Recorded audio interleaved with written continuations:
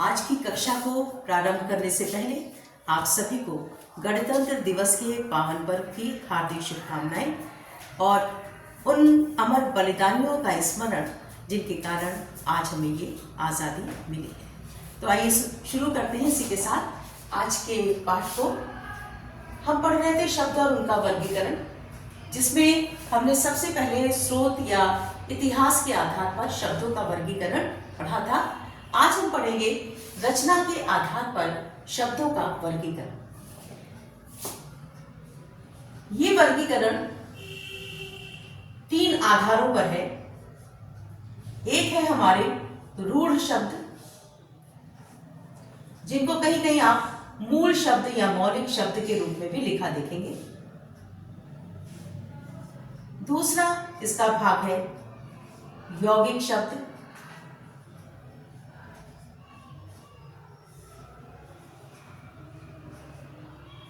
और इसके अतिरिक्त योग रूढ़ के रूप में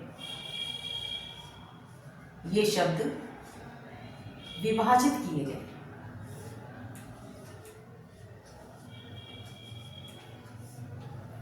अब आइए समझते हैं कि रूढ़ शब्द क्या है या मूल शब्द जो कहलाते हैं वो क्या है। सबसे पहले जानते हैं इसकी परिभाषा। रूढ़ शब्द हमारे वो शब्द हैं जो कि स्वतंत्र शब्द हैं और साथ ही साथ हम इन्हें और शब्दों में विभाजित नहीं कर सकते। वर्ण में तो आप इनको विभक्त करके लिख सकते हैं, लेकिन ये और शब्दों में विभाजित नहीं हो सकते। जैसे कि पिता, जल,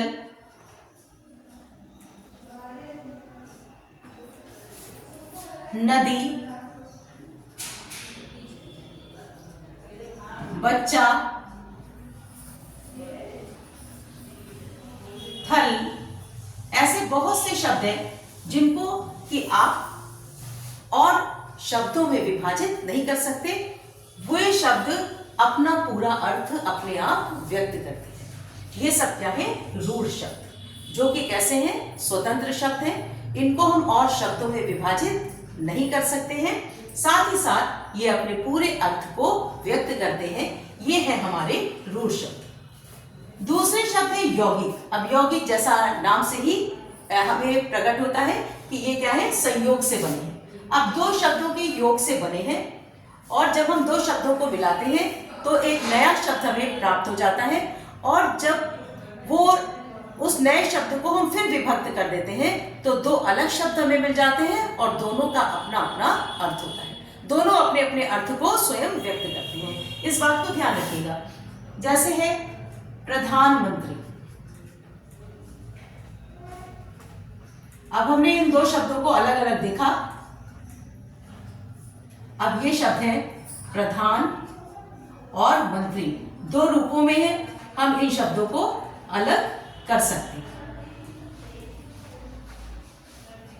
एक बात इसमें और ध्यान देने की है कि ये शब्द हम समास से बना लेते हैं, हम प्रत्यय से बना लेते हैं, हम संधि से बना लेते हैं। जैसे प्रधानमंत्री है, राजपुत्र है, राजा का पुत्र, तत्पुरुष समास से हमने बना लिया।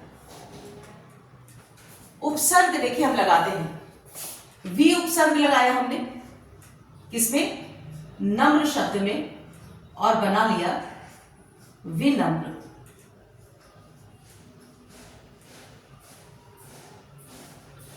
आ उपसर्ग हमने लगाया शुद्ध शब्द में और बना लिया अशुद्ध।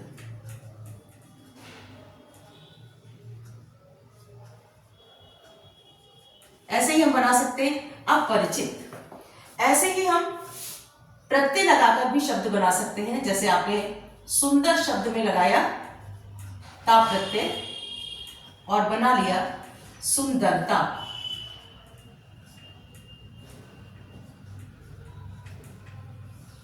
ठीक है। ईमान शब्द में आप दार प्रत्यय लगाएं और बना लें ईमानदार। तो ऐसे बहुत से शब्द हैं जो कि यौगिक शब्द हैं। इनके बारे में हमको ध्यान क्या रखना है कि ये 2 शब्दों के योग से बने हैं। अपने आप में दोनों शब्द अपना अर्थ व्यक्त करते हैं अलग अलग। जब हम इनको मिलाकर एक नया शब्द बनाते हैं तो एक नया हमको शब्द प्राप्त हो जाता है। लेकिन जब हम इनको फिर दो अलग शब्दों में विभक्त कर देते हैं, बांट देते हैं, डिवाइड कर देते हैं, तब क्या है, ये दोनों शब्द अपने अपने अर्थ को स्वतंत्र रूप से व्यक्त करते हैं। इनको हम कहते हैं यौगिक शब्द। अब तीसरे तरह के शब्द हैं हमारे योग रूढ़। योग रूढ़ शब्द से क्या तात्पर्य है?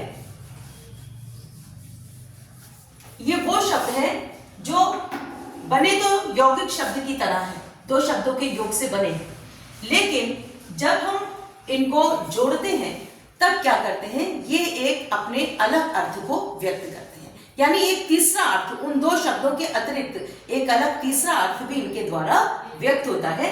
इनको हम कहते हैं योग रूढ़, यानी जो कि एक विशेष अर्थ में रूढ़ हो गए हैं, यानी उसी के लिए जाने जाते हैं या पहचाने जाते हैं, ये शब्द हैं योग रूढ़।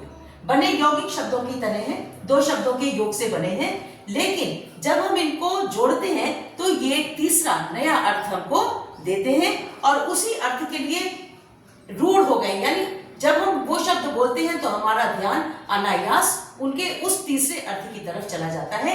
ये शब्द है योग रूढ़। जैसे कि आप देखिए दशानन। दशानन, दशानन क्या है? दश आनन। दश आनन। अब देखिए 10 मुख की बात है, या गजानन हम बनाते हैं, हाथी के समान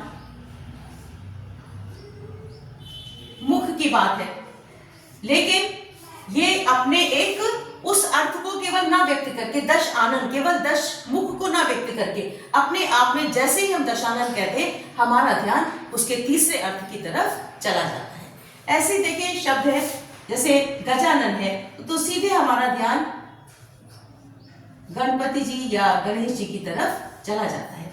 ऐसे ही शब्द देखिए राजभवन। अब राजभवन राजा का भवन है, लेकिन हमारा ध्यान जैसे ही हम करते हैं उस सरकारी कार्यालय की तरफ, उस गवर्नर हाउस की तरफ हमारा ध्यान अपने आप चला जाता है। तो इस तरीके से ये वो शब्द है जो कि बने तो दो शब्दों के योग से हैं, यौगिक शब्दों की तरह, लेकिन ये किसी तीसरे अर्थ की तरफ संकेत करते हैं, उसी अर्थ में रूढ़ हो गए, यानी उसी के द्वारा पहचाने जाते हैं। और यौगिक शब्द वो शब्द हैं जो कि दो शब्दों के योग से बने हैं, और जब हम इनको विभक्त कर देते हैं, अलग कर देते हैं, तो ये अपना स्वतंत्र अर्थ देते हैं और जुड़कर हमको अपना अर्थ देते हैं। रूढ़ शब्द वो शब्द हैं जिनके कि हम और भागों में उन्हें विभक्त नहीं कर सकते, उनका स्वतंत्र अर्थ है और अपना वही एक अर्थ वो व्यक्त करते हैं। तो ये है रचना के आधार पर शब्दों का वर्गीकरण।